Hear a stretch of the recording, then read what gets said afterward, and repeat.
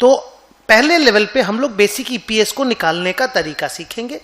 The answer is basic EPS का formula है profit available for equity share holders divided by weighted average number of shares.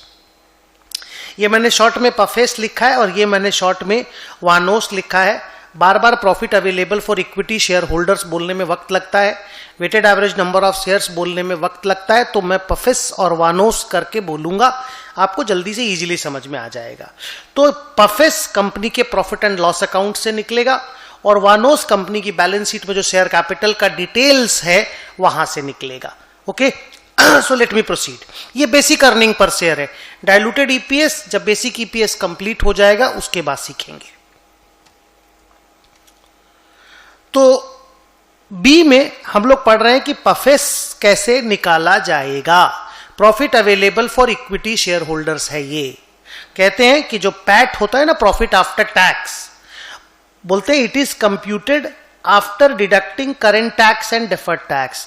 तो current tax और deferred tax को मिला के tax expense बोला जाता है, उसको माइनस कर देते तो प्रॉफिट आफ्टर टैक्स आता है। वो जो प्रॉफिट आफ्टर टैक्स है ना, वही पफेस होता है। आप ये मान के चल सकते हो अगर कंपनी के बैलेंस शीट में प्रेफरेंस शेयर कैपिटल ना हो तो पैट इज इक्वल टू पफेस। लेकिन अगर प्रेफरेंस शेयर कैपिटल है कंपनी का तो प्रेफरेंस डिविडेंड को भी माइनस करना पड़ता है।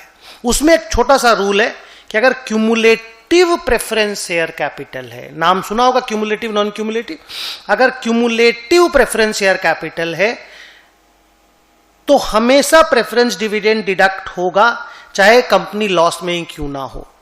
आप जानते हो कि लॉस के केसेस में कंपनी का प्रेफरेंस डिविडेंड उस साल देने की जरूरत नहीं पड़ती, क्यूमुलेटिव के केस में अगले साल फिर 2 साल का देना पड़ता है। लेकिन जब आप ईपीएस निकालोगे और आपको क्यूमुलेटिव प्रेफरेंस शेयर कैपिटल दिया हुआ रहेगा तो आपको माइनस करके ही ईपीएस निकालना है, पफेस निकालना है। अगर नॉन क्यूमुलेटिव प्रेफरेंस डिविडेंड है तो तभी माइनस करिएगा when it is declared.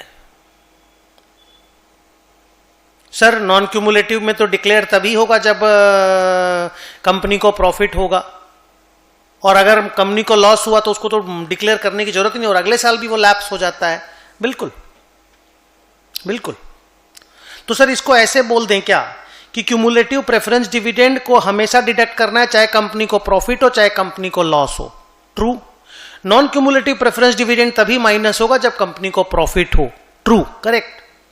Easy है ना, ऐसे बोलो ना, क्यूमुलेटिव प्रेफरेंस डिविडेंड हमेशा माइनस होगा, नॉन क्यूमुलेटिव प्रेफरेंस डिविडेंड तभी माइनस होगा जब कंपनी डिक्लेयर करे डिविडेंड को।